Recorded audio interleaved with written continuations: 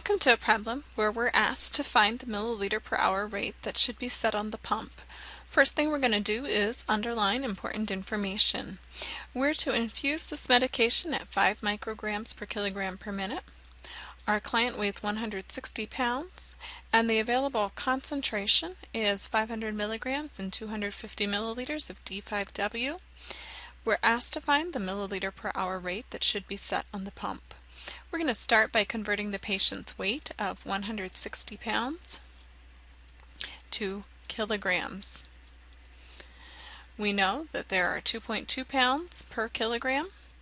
Our labels cancel. We'll go to our calculator. And so 160 divided by 2.2, we find that this patient weighs 72.7 pounds, and we're going to use that weight rounded to the tenths because it is above 10 kilograms. The next part of our problem is to take the order of 5 micrograms per kilogram per minute and convert it to milliliters per hour. We can do that using dimensional analysis or using a factor method approach. I'll do each approach separately. You can use the toggle buttons at the bottom of your screen to skip ahead if you prefer to use the factor method approach.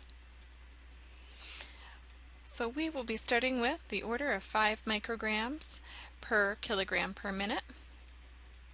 First, we'll multiply by the patient's weight of 72.7 kilograms. This will cancel the label of kilograms. Our second step is to convert the minutes into hours, and we do that because by using the fact that there are 60 minutes to 1 hour.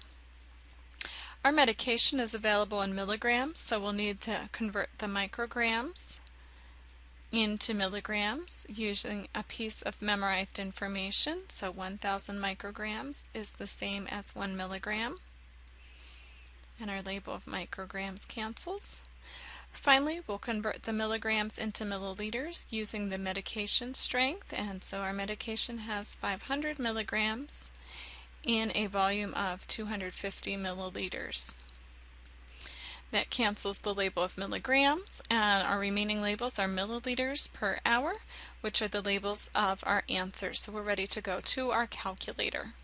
In our calculator, 5 times the weight of 72.7 times 60 times 250. We'll divide by each piece in the denominator, so divide by 1,000 and divide by 500. We get an answer which will round to the tenths place because it is a milliliter per hour rate that will be typed on an IV pump, and so we'll infuse 10.9 milliliters per hour. Next, we'll complete the problem using the factor method approach.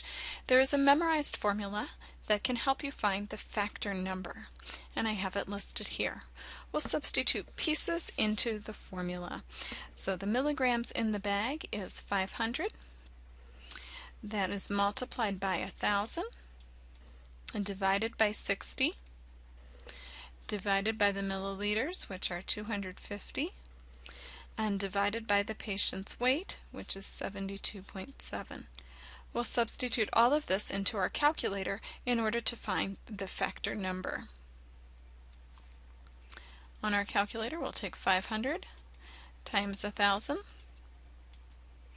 divide by 60, divide by 250, and divide by 72.7.